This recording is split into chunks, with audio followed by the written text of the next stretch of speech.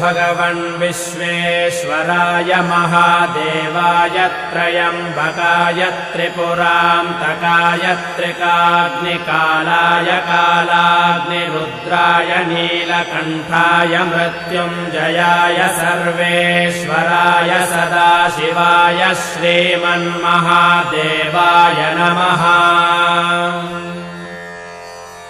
नमो हिरण्यबाहवे सेनान्ये दिशां च पतये नमो नमो वृक्षेभ्यो हरिकेशेभ्यः पशूनां पतये नमो नमः सस्पिञ्जराय द्विषीमते पथीनां पतये नमो नमो बभ्रुषाय विव्याधिनेन्नानां पतये नमो नमो हरिकेशाय योपवीतिने पुष्टानां पतये